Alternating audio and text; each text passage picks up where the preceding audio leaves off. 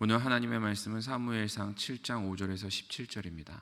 사무엘상 7장 5절에서 17절 드라마 바이블로 함께 봉독하겠습니다. 사무엘이 이르되 온 이스라엘은 미스바로 모이라. 내가 너희를 위하여 여호와께 기도하리라. 그들이 미스바에 모여 물을 길어 여호와 앞에 붓고 그날 종일 금식하고 거기에서 이르되 우리가 여호와께 범죄하였나이다 하니라. 사무엘이 미스바에서 이스라엘 자손을 다스리니라. 이스라엘 자손이 미스바에 모였다 함을 블레셋 사람들이 듣고 그들의 방백들이 이스라엘을 치러 올라온지라.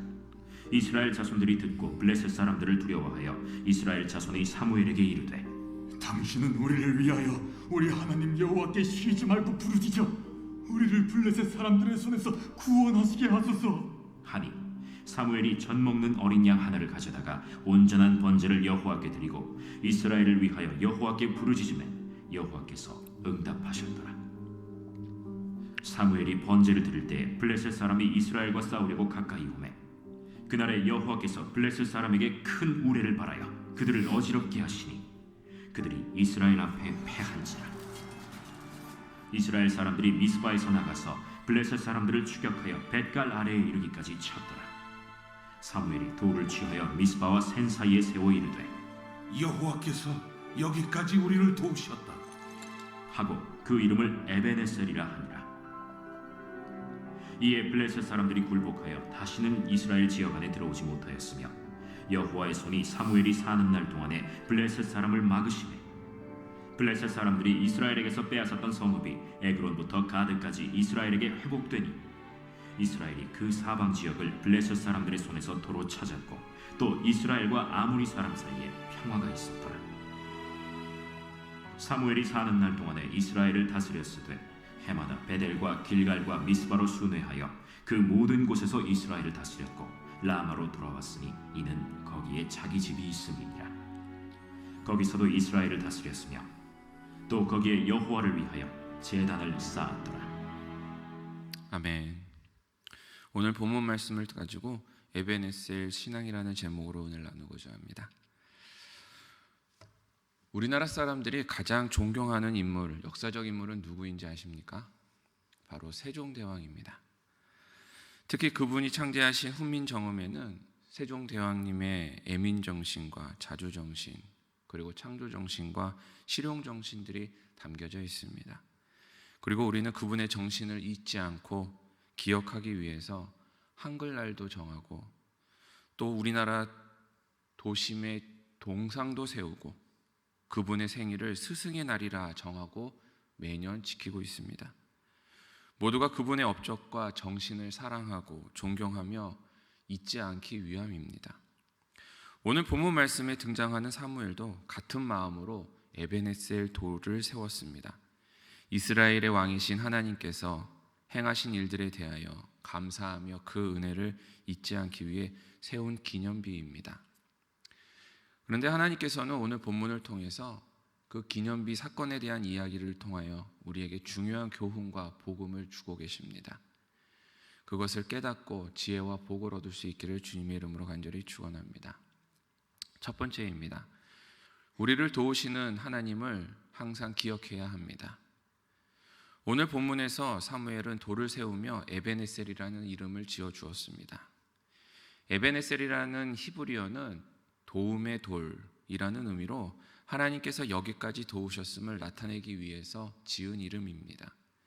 그 배경은 다음과 같습니다. 이스라엘의 마지막 사사였던 사무엘은 사사로서 이스라엘을 이끌어야 했습니다. 그리고 그는 하나님께 온전한 신앙으로 이끌기 위해 미스바로 모이라고 명합니다. 그곳에서 종일토록 금식하며 회개하며 기도하기 위함이었습니다. 그런데 이스라엘 백성들이 모이는 것을 옆나라 블레셋 사람들이 지켜보면서 오해를 합니다. 어떤 오해를 하냐면 저들이 싸우려고 모이는구나. 우리를 치기 위해 모이는구나.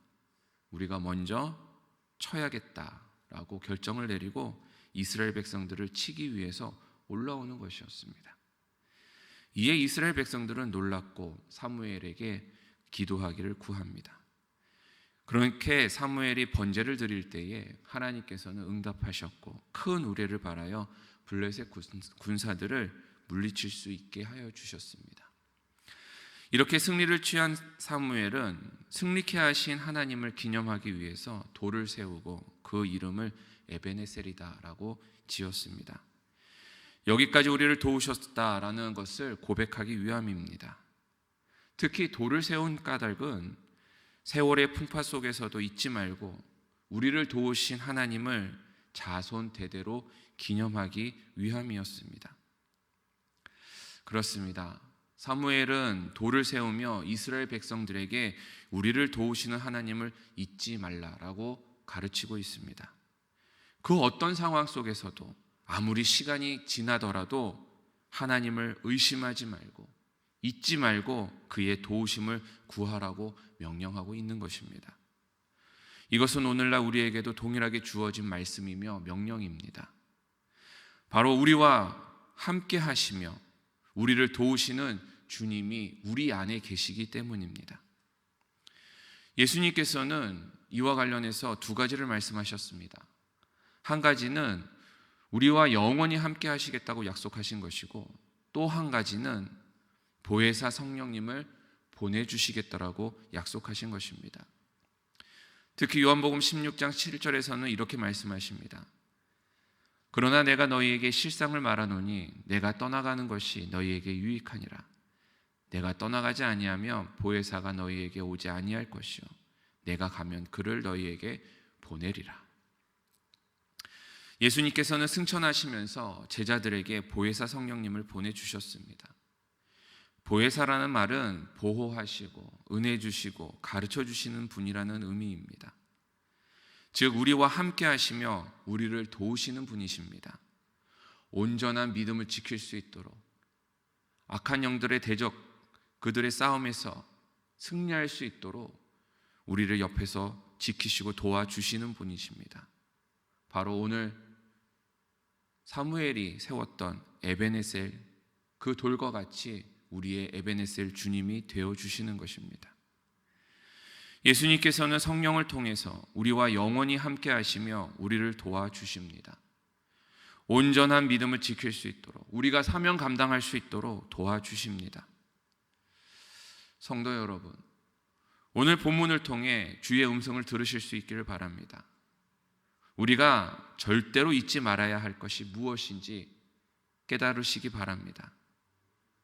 그 에베네셀 주님은 어떤 상황에서도 우리와 함께 하시며 우리를 도우시는 하나님이십니다.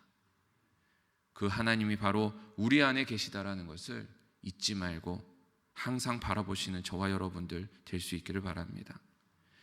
지금도 부활하셔서 승천하시고 살아계신 예수 그리스도께서 성령을 통해 우리 안에 거하시며 우리가 온전히 믿음 지킬 수 있도록 도와주고 계십니다.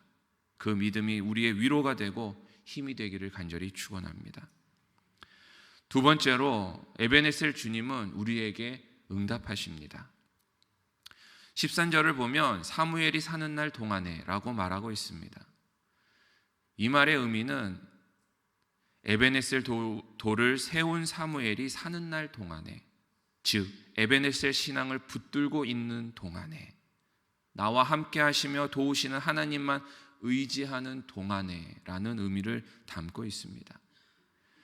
13절과 14절은 도우시는 하나님을 믿고 의지하는 동안에 하나님께서 어떻게 일하셨는지를 보여주고 있습니다. 제가 읽어보겠습니다. 여호와의 손이 사무엘이 사는 날 동안에 블레셋 사람을 막으심에 블레셋 사람들이 이스라엘에게서 빼앗았던 성읍이 에그론부터 가드까지 이스라엘에게 회복되니 이스라엘이 그 사방 지역을 블레셋 사람들의 손에서 도로 찾았고 또 이스라엘과 아모리 사람 사이에 평화가 있었더라. 도우시는 하나님을 믿고 의지할 때에 하나님께서 빼앗겼던 성읍을 회복시키시고 도로 찾게 해 주셨다라는 것입니다. 그리고 이방 민족들 사이에 평화가 있게 하셨다라고 기록하고 있습니다. 하나님께서 자기 백성들과 함께 하시며 그 믿음이 부끄러움 당하지 않도록 일하신 것입니다. 사실 사사시대 이스라엘은 제 소견대로 살았던 탓에 기업으로 얻었던 성읍을 빼앗기고 이방족들의 침략으로 자신들의 수확물을 노략질당하면서 항상 고통당하며 살아야 했습니다. 그런데 자신들의 소견이 아닌 오직 하나님의 말씀에 의지하여 에베네셀 주님만 믿었더니 그 빼앗긴 성읍을 되찾게 되고 평화를 얻게 하신 것입니다. 성도 여러분, 이스라엘 백성을 통해 우리의 삶을 들여보아야 합니다. 사사시대의 이스라엘 백성들처럼 내 소견에 옳은 것을 쫓고 있는 것은 아닌지, 그래서 내게 주신 기업을 잃어버리고 있는 것은 아닌지, 하나님께서 주신 기업, 당연히 받아야 할 하나님의 구원의 기쁨과 복과 은혜를 잃어버리고 사는 것은 아닌지, 그래서 주님 주시는 평강을 잃고 있는 것은 아닌지 날마다 살펴보아야 합니다. 그리고 지금도 우리와 함께 하시는 우리 주님을 바라보며 주님의 도우심을 구해야 합니다. 내 안에 계신 주님만 바라보면 주님께서 반드시 응답하십니다. 나의 죄와 허물로 잃어버렸던 그 은혜와 복을 되찾게 하시고 또 우리를 평안하게 해 주시는 것입니다. 그렇게 성령 안에서 주님과 함께하며 주님의 도우심 안에서 회복과 기쁨과 즐거움과 능력을 얻으실 수 있기를 간절히 축원합니다. 세 번째로 에베네셀 믿음으로 나의 삶을 다스려야 합니다. 15절은 다음과 같이 말하고 있습니다. 제가 15절부터 17절까지 읽어드리겠습니다.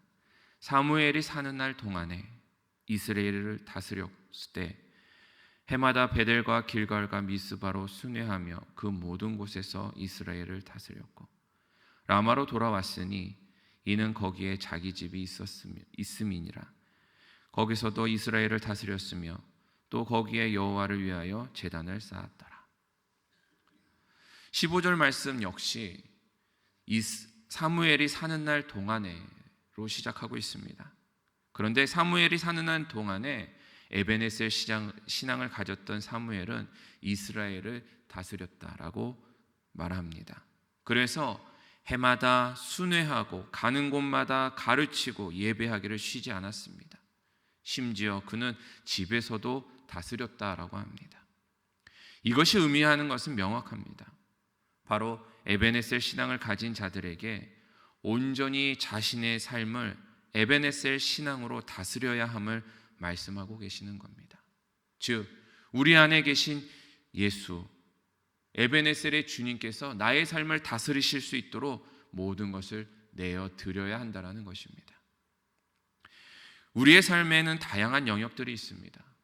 교회, 가정, 직장, 또 여러 지인들과의 만남 속에서 우리는 많은 삶을 누리고 있습니다. 그런데 그러한 만남 가운데에 나를 도우시는 주님만 믿고 의지하며 그 말씀이 나를 다스리실 수 있도록 순종하고 내어 드려야 합니다. 나의 삶의 그 많고 많은 영역 중에 예외인 곳은 없습니다. 사무엘이 모든 이스라엘의 전역을 다스렸던 것처럼 나의 삶의 구석구석 모든 관계 속에서 에베네셀 주님이 나를 다스리실 수 있도록 내어 드려야 하는 것입니다. 이것이 오늘 본문 말씀을 통해 우리에게 주시는 세 번째 교훈입니다.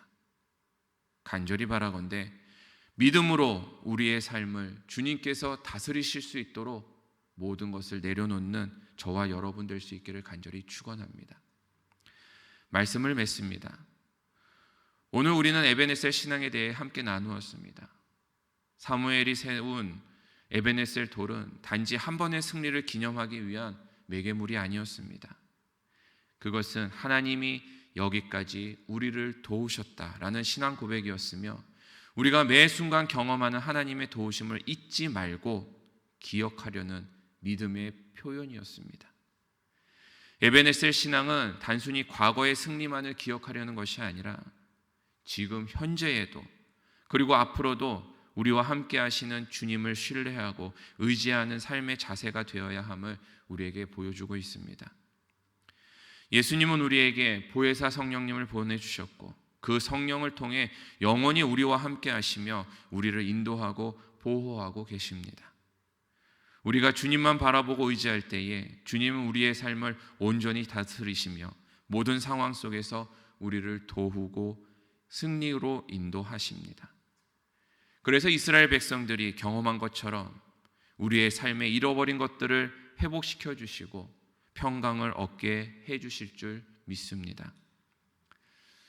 벌써 11월도 둘째 주를 향해서 가고 있습니다. 올해도 얼마 남지 않았습니다. 1년을 돌아보건대 우리의 삶이 어떤 믿음으로 올해 한 해를 지내왔는지 되돌아보는 시간 가질 수 있기를 바랍니다. 우리의 삶 속에서 한 해 동안 무엇을 기억하며 누구를 붙잡고 누구를 의지하며 여기까지 왔는지 다시 한번 돌아보는 시간 되시기 바랍니다. 그래서 남은 시간 우리 안에서 우리와 함께 하시며 우리를 도우시는 예수 그리스도를 다시 마음에 새기고 그분의 도우심과 인도하심을 경험하는 저와 여러분 되기를 주님의 이름으로 간절히 축원합니다.